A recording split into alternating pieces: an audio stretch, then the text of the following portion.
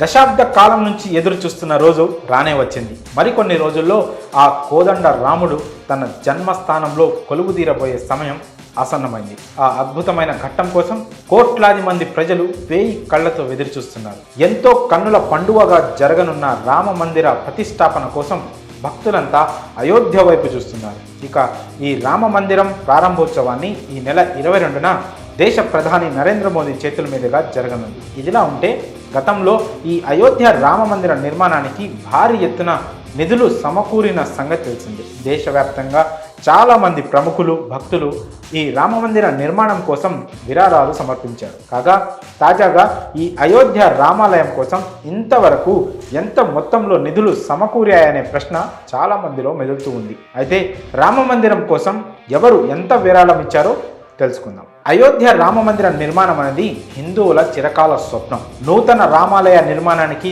దేశవ్యాప్తంగా 11 కోట్ల మంది ప్రజలు తమకు తోచిన విధంగా విరాళాలు అందించారు. అయితే ఇప్పటి వరకు ప్రజల నుంచి 900 కోట్ల నిధులు సేకరించాలని రామ మందిర్ ట్రస్ట్ లక్ష్యంగా పెట్టుకుంది. కానీ గత సంవత్సరం 2023 ఆఖరి వరకు ఈ రామాలయ నిర్మాణానికి 5,000 కోట్లకు పైగా విరాళాలు అందాయి. శ్రీ రామ జన్మభూమి తీర్థ క్షేత్ర ట్రస్ట్ తెలిపిన వివరాల ప్రకారం రామ మందిర నిర్మాణం కోసం 3,200 కోట్ల విరాళాలు అందాయి. ఇప్పటి వరకు 18 కోట్ల మంది భక్తులు Punjab national bank, bank of Baroda ఖాతాల్లో 3,200 కోట్ల రూపాయలు జమ చేసినట్టు ఆలయ ట్రస్ట్ తెలిపింది. ఈ బ్యాంకు ఖాతాల్లో విరాళంగా వచ్చిన మొత్తాన్ని ట్రస్ట్ ఫిక్స్డ్ డిపాజిట్ చేసింది. దానిపై వచ్చిన వడ్డీతోనే ఇప్పటి వరకు ఆలయ నిర్మాణ పనులు జరిగినట్లు వెల్లడించింది. ఇక ఈ అయోధ్య రామ మందిర నిర్మాణానికి ఆధ్యాత్మిక గురువు కథకులు మొరారి బాపు అత్యధిక మొత్తంలో విరాళం ఇచ్చారు.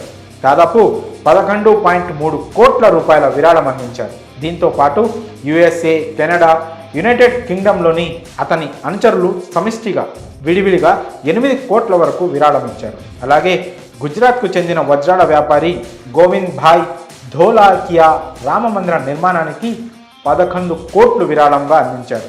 అమెరికాలో ఉన్న ఓ అజ్ఞాత భక్తుడు కూడా ఆలయ ట్రస్టుకు విరాళంగా 11,000 పంపించారు. కాగా అయోధ్యకు చెందిన రామ మందిర నిర్మాణానికి తొలి విదేశీ విరాళం ఇదే కావడం విశేషం. గతంలో మాజీ రాష్ట్రపతి రామ్నాథ్ కోవింద్ 2021 జనవరి 14న అయోధ్యలో రామ మందిర నిర్మాణానికి విరాళాలు సేకరించే ప్రచారాన్ని ప్రారంభించారు.